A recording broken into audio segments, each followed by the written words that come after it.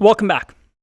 We saw that we had an issue here where we need to create our Docker databases or our Postgres databases in Docker. And when we first did this on our machine, we had to open up pSQL and manually create this using the query table. And again, another reason we're using Docker is so that developers don't have to keep doing this over and over and over as they join the team. So let's build that out as part of the Docker build. I'm going to minimize this a little bit, and I'm going to go into our project folder and create a new folder. It's going to be called Postgres. And this video might be a little bit difficult, but it's a great setup that once you remember, then you can just repeat it on numerous projects, and just do it the way it is now. So you can always come back to this video. As long as you follow along and understand what we're trying to do, how we're connecting the dots, that's the important part. So I just created a Postgres folder. In here, we're going to create a new file, and it's going to be a Docker file. Now, this Docker file is going to now do something really interesting. Instead of Docker Compose, where we just had our image set up with no other build steps, we're actually going to customize this. I'm going to say that I want Postgres version 10.3, and this can be whatever you want it to be. And in here, I want to add a few files inside of the Docker container. I'm going to use the command add because I want to add the tables folder, which we're going to create in here, to the Docker, let's call it entry point init db. And this is going to be a .d file, tables. All right, what just happened here? This first file is saying that we want to create our users and login table. And the way we're going to do that is we're going to create a new folder in our Postgres folder called tables, which is referenced here.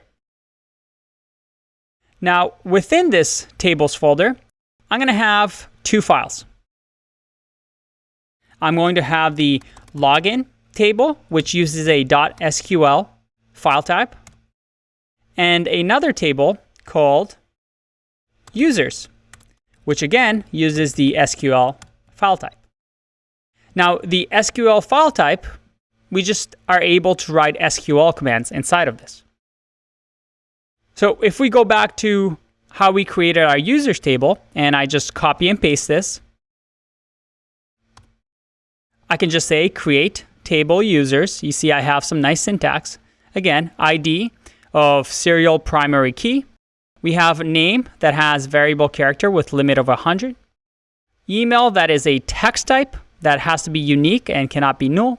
We have entries that is big integer, that is it can go up pretty high in number, and the default is going to be 0. So when the first register, they're going to be 0.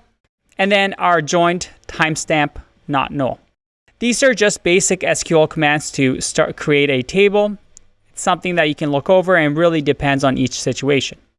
Now, another good practice when you're working with SQL files is to do something called transactions. That is to make sure that this transaction completes and it doesn't half fill the users table, or we want to make sure that these things are what we call atomic. That is, if this fails or part of it fails, then just don't bother creating the users table at all because that's just going to mess things up. So the syntax for this is to say begin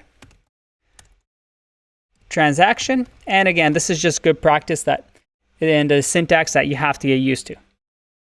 Ooh, and make sure I spell that right. Begin transaction. And then finally, at the end of the transaction, we say commit, as in, yes, commit those create table changes. So we have our users table. If we go back, let's grab our login table as well. If I go back to my history, I don't have the history, so we'll have to write it all by hand. Again, as we remember, begin transaction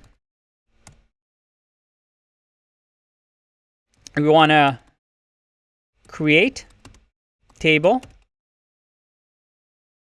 login. And this login table, oops, that's not what we wanted to do. Let's go back. Circular brackets is going to have an ID of, again, serial primary key. It's going to have a hash of variable character 100, and it cannot be null. And then finally, it's going to have the email that is of text. It has to be unique, and it's not null. And we don't need the comma here. Finally, semicolon, and we want to commit this. All right, so we've just created 2 SQL files, but they're not really doing anything right now, are they? Luckily for us, there is another SQL file that we can use. And this one, we're just going to put at the root of the Postgres folder, and I'm going to call it deploy schemas, because these are schemas that we're deploying. And again, it's going to be a .SQL file.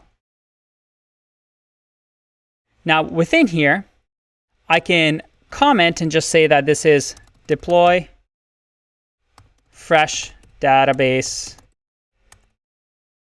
tables. Now in here, we're going to do \i, and this is going to run the new file that we're going to create. Now, in here, in our Docker file, remember how we said add the table folder that we just created? Oh, and it's tables, so make sure I say tables here, to the docker entry .d at table. So this is the folder we're going to create on our container. I can actually just copy this, go back to the deploy schema, and say run the tables, that is the use, and let's run the users.sql table. Because in the Docker compose file, or the Docker file, we're moving whatever's in the tables, which is login and users, to this tables thing. So the deploy is simply saying, run this SQL command we just created, which again is the users table. And we can do the same for the login table.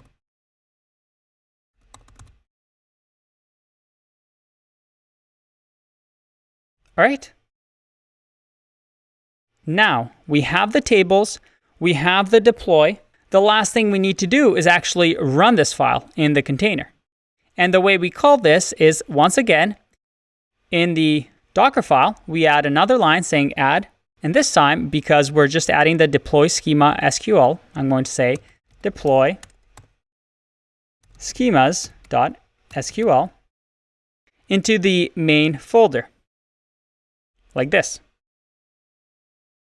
Now, let's save and see if there's any errors as we run this. I'm going to close down everything, run Docker Compose down, and then go with Docker Compose up build.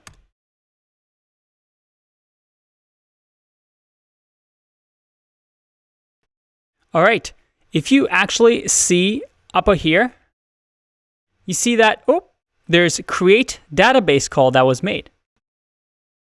All right, so let's see if it actually works now.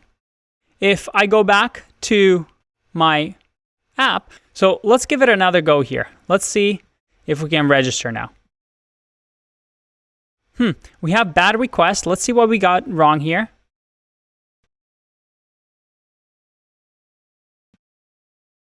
And again, we have to think about what we're doing. If we go to Docker Compose, remember how we're just building the Postgres from image? And we don't want to do that anymore. We have a Docker file. And remember, anytime we need to use a Docker file, we want to run build. So instead of image, I can say build. And what do we want to build? We want to build whatever's inside of Postgres. So whatever Docker file is at the root of Postgres. In our case, we can just write it like this. Let's save this. Again, bring the service down. Oh, and make sure that I add the dot here. And come on, back up. All right, let's make the output a little bit bigger. And if we scroll up, look at that. In our Postgres output, we have create role, create database, but also begin, because remember, we began a transaction, we created a table, we committed. Another transaction that created another table. So it looks like everything is running. The databases were created. If I go back again and rerun this, let's open up the terminal. Make sure that we don't get any errors. Clear this. And I'm going to hit register. Woohoo! We just registered and we have Tim in here, and let's just add a image here. Let's go with whatever face we can find. Or let's use this one.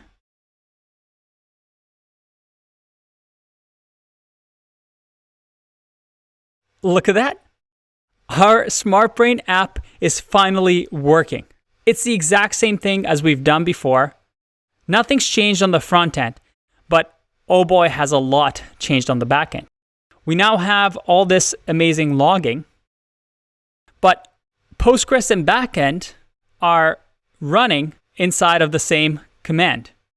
Not only do we not have to worry about setting up a table, making sure that a developer has Postgres installed on their computer, the right node version on their computer.